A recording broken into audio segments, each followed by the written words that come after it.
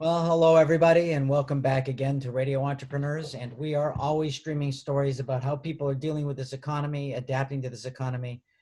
And one of the industries that's probably had to turn its head 360 degrees has been the automotive industry and automotive marketing. And that's why we've asked Stephanie Nelson, founder and CEO of ReVo MG, to return to Radio Entrepreneurs and tell us what's been going on in her world. So welcome back, Stephanie. Thank you, Jeffrey. It's good to be back. And you're in your office, aren't you? I am. The city is bustling. Well, you know, you live downtown. You're a lot better than me. I haven't seen downtown Boston in a long time. So I've watched it from 0 cars to a few cars to more cars to Trump rallies to almost feels like today and within the last few weeks, business as usual. Well, you know, I don't say this lightly. When I think of Stephanie Nelson, I think of ice in the veins. That as the pandemic was creating a radical drop in the automotive industry, you showed no panic, and you were helping, and you have not made any cuts. So could you just give us a sense of how you managed your way through all of this? Well, Jeffrey, I don't know what that says about me because we've known each other for a while, and I would say calm and me don't necessarily go in the same sentence. And when COVID hit, I was uncharacteristically calm. I don't know. I've thought about it. It was almost as though it was like meditation for me when trying to figure it all out and put the puzzle pieces together. And I think just like the automotive industry, just like the great US of A, and just like ReVo, if the bones are good, then the house won't break. So we have good bones, we have good product, we have good clients. And even though in April, our revenues were down probably, I think we ran 2 or 3 events. In May, everyone came back strong. So I think it's a true testament to everyone's just rally mode. And no matter what, people are gonna buy cars. People need to trade in their leases. And the timeout proved to be, if anything, beneficial for ReVo and our clients moving forward, because we were able to release new product and give everyone a pause on their rotations. And you were able to keep your staff when you immediately got them working remotely as well? Yeah, everyone's working remotely right now. And if anything, we might even be more efficient. I hate to say that because I love having the activity in the office. Zoom has been a game changer. And it's for me and with some of the employees, it's been like a better way to communicate and create that more intimacy on the G level.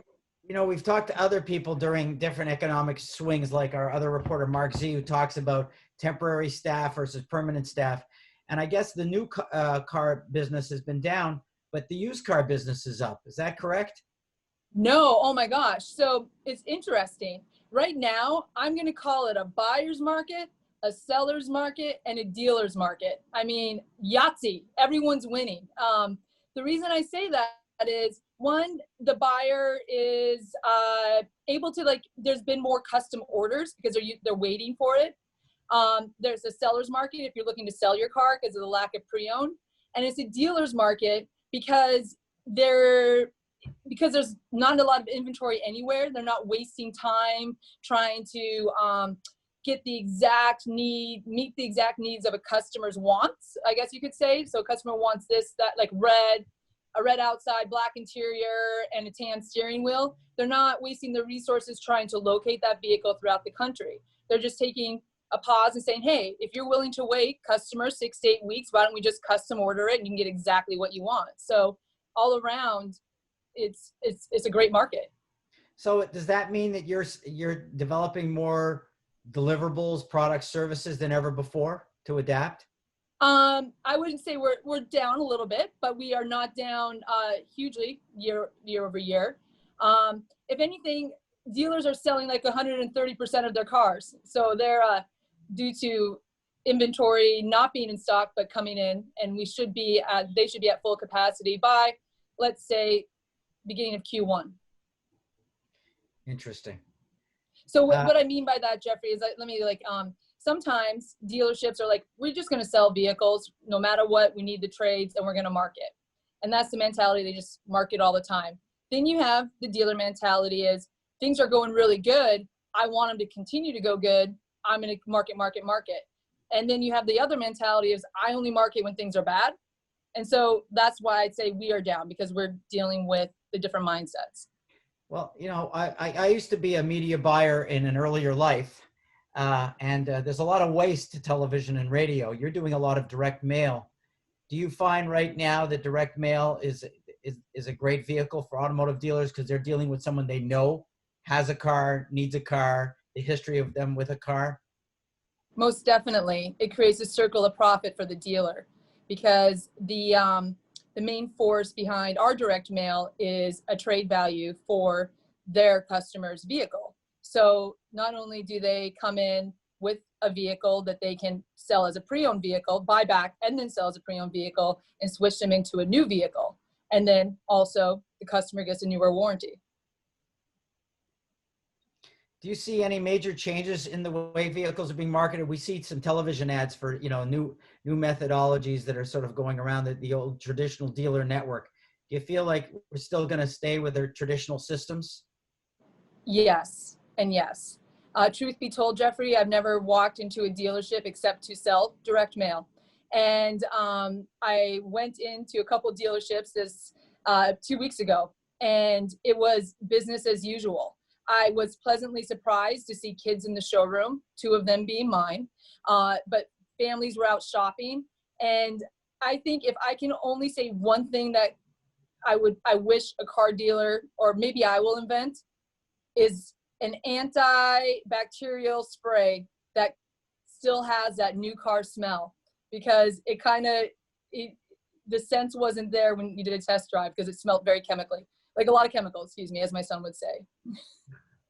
Well, I had spoken to you a while back about getting my car serviced, and I held off. And I have to say, and I think I've talked to you about this, I thought going to the dealer was a better experience in September than it was pre-COVID. I thought that the service I got and the flexibility and the follow-up and the pricing was better than ever before. And we discussed that. Their willingness to work with me and keep me as a loyal customer. I felt better going to the dealer than I did before. It's funny you mentioned that, because I was on the phone with a dealer the other day, and they said something similar, and it was based on the whole entire selling process, not the service process, but the selling process from the consumer. Because before, if you think about it, you don't walk into Saks Fifth Avenue and see a coat and say, I'm only going to pay you $120 for that coat, and then you go down the street and I'll go to Neiman's and spend $110. It's one of those rare, it's one of the only bartering or negotiation besides buying a house, which is in some markets the case, where people go in and they want to set a price and they go back and forth. That, I was told, has been removed because of the COVID, where the consumer isn't going from dealer to dealer to dealer due to their comfort level, and they come in and they're spending less time. They're spending less time negotiating. They just want the vehicle, and the dealer's giving them the best price. Again, it's an all-around buyers, sellers, and dealers market. Well, I went in, I think you commended me, I think, when we talked about it offline, and I went in and I said, are there any dealer manufacturer discounts on my being here? And I said, I am here in COVID getting my car repaired, and I'm a loyal customer, and I'd like you to sort of, remember that when you're pricing it. And they told me at the end when I got back, they said, Mr. Davis, we do appreciate your being here. We're glad you asked, and we took X amount off your bill right across the board. And I was like, well, if I hadn't asked, maybe it wouldn't have happened. But boy, they were listening to me. I'm not sure that would have happened before. I felt good. Maybe not. Right. Maybe we're all a bit more compassionate, Jeffrey. Well, that's what it's all about right now, listening to our customers and being a little bit more empathetic and flexible and appreciating the people we're doing business with. So, talking about appreciating doing business, we love having you on the radio show. We know you're a very busy person. And if someone is looking for ReVo, especially in the automotive marketplace, for good marketing, good direct mail marketing, how would they find you? Oh, we just launched a new website, www.revomg.com. it's been it's been how would I say it? Long in the waiting. Is that the saying? You know me, Jeffrey. I always mess those sayings up, but it's finally here. Well, there's nothing cliche about you. So I always try to use those silly sport analogies, and it like they come off wrong. Like I'm on the 10-yard line, but that's not good. It's like I don't know. well, again, there's nothing We're cliche close. about Stephanie Nelson.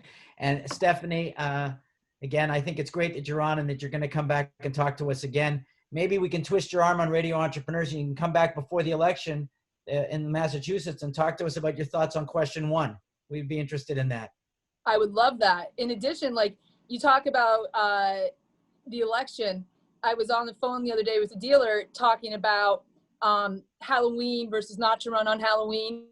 And it's such different times. Like if we were this close in an election year, let's say we had a magic eraser and COVID never wasn't even present, wasn't even in our thoughts. I have a feeling that the car market would be down if historical trends were to move forward into this year, because usually election years right around the election, buyer, what is the word I'm looking for? Cautiousness is at a high. Well, we're all being careful. And I want to thank you for being on Radio Entrepreneurs. We look forward to talking to you again. Thank you. All right. Remind everybody, this is Radio Entrepreneurs. Stay tuned for more stories.